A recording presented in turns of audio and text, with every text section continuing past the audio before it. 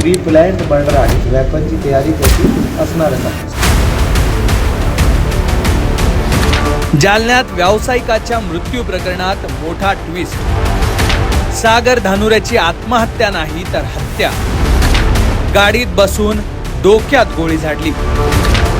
थंड डोक्यानं कुणी केला व्यावसायिकाचा मर्डर. जालना शहरात 20 डिसेंबरला एक धक्कादायक घटना घडली. व्यावसायिक सागर धानुरे यांचा मृतदेह कलावती हॉस्पिटल समोर त्यांच्याच कारमध्ये आढळला आणि जिल्ह्यात खळबळ उडाली. सुरुवातीला आत्महत्येसारखं वाटणारं हे प्रकरण आता हत्येचं प्रकरण असल्याचं पोलीस चौकशीतून समोर आलंय आणि पोलिसांनी या प्रकरणात 2 आरोपींना अटक केली आहे. आरोपींनी पोलिसांना दिलेल्या कबुलीत काय सांगितलं आणि या प्रकरणाच्या चौकशीतून काय समोर आलं हेच या रिपोर्टमधून जाणून घेऊयात. 20 डिसेंबरला जालना शहरातील अंबड चौफुली परिसरात कलावती हॉस्पिटल समोर एक कार उभी होती.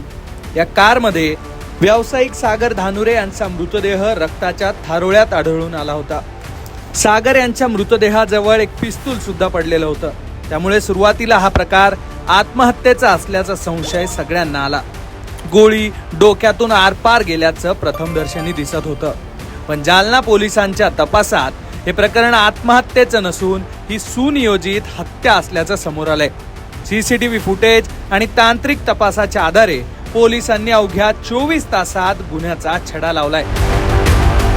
काल सकाळी अंबड चौफुलीच्या थोडा पुढे एका गाडीमध्ये एक मृतदेह सकाळी सापडला होता. त्याच्यावर बुलेट इंजरी डोक्यावर होती. त्याच्यामध्ये गांभीर्य लक्षात घेऊन लगेच आम्ही त्याच्यामध्ये तपास सुरू केलेला होता. त्यावेळी पोस्टमॉर्टम पण आम्ही त्याच्या छत्रपती संभाजीनगरमध्ये केला आणि त्यामध्ये काही स्टॅबसारखी पण इंजरी आणि बुलेट इंजरी दोघे आहे. प्लस तसेच ज्यावेळी CCTV तपासले आणि इतर आम्ही सगळा तपास केला तर मर्डर हा प्रकार असू शकतात असा डाऊट आल्यावर त्या अँगलने तपास सुरू करण्यात आला आणि त्यामध्ये 2 आरोपी कल्याण भोजने आणि कमलेश झाडीवाले या 2 आरोपीला पोलिसांनी अरेस्ट केलेलं आहे. प्रायमा फेसी या कल्याण भोजने आणि मेहताचा काही पैशाचा देवाणघेवाण होता. त्यातून यांनी ही कॉन्स्पिरसी रचून कमलेश झाडीवाल्याला सोबत घेऊन हा घटना अंजाम दिलेली आहे. तसेच याला एक सुसाईडचा बनावटीकरण या आरोपीकडून करण्यात आला पोलिसाची आणि तपासाची दिशाभूल करण्यासाठी. पण ते सगळं आमचे सायंटिफिक इन्व्हेस्टिगेशन फॉरेन्सिकची पण आमचे एक्सपर्ट आम्ही बोलवले होते. त्यातून ही मर्डरच आहे हे प्रॉपरली निष्पन्न केलेलं आहे. आता त्याची पोलीस कस्टडीची आम्ही मागणी करणार आहोत आणि सगळे वैज्ञानिक तपास करून याला शिक्षा झाली पाहिजे अंडर ट्रायल असताना याचा आम्ही प्रयत्न करणार आहोत. यापूर्वी आरोपींवर काही गुन्हे दाखल ह्यामध्ये जो झाडीवाले आहेत त्याच्यावर 6 ते 7 गुन्हे आहे. दुसरा कल्याण भोजनेवर एक गुन्हा आहे 2019चा. पण असा काही सराईत रेकॉर्ड नाही आहे.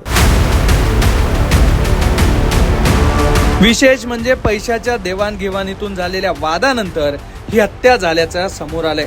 मुख्य आरोपी कल्याण भोजने याला सागर धानुरे हे पैशासाठी त्रास देत असल्याची माहिती आहे. यातूनच संतापलेल्या कल्याणने दुसरा आरोपी म्हणजेच कमलेश झाडीवाले याला 25 लाख रुपयांची सुपारी दिली.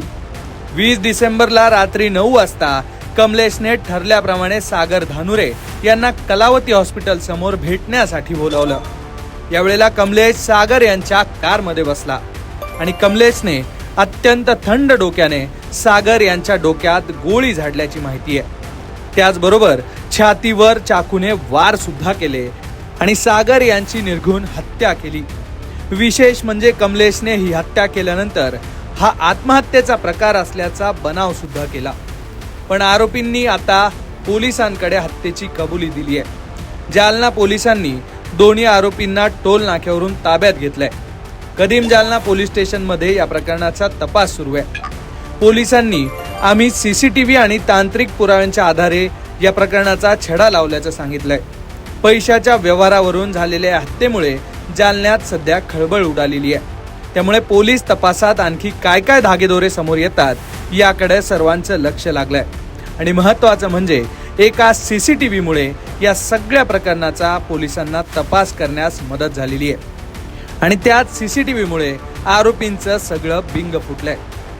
त्यामुळे आता सागर धानुरे यांच्या हत्या प्रकरणात नेमक्या काय काय गोष्टी समोर येणार, कोण कोण दोषी आहे यावर सर्वांचं लक्ष लागून आहे. जालन्यातील एकूण गुन्हेगारीच्या घटनांबद्दल तुम्हाला नेमकं काय वाटतंय ते कमेंट करा आणि अशाच घडामोडी जाणून घेण्यासाठी तुम्ही लोकमत पाहत रहा.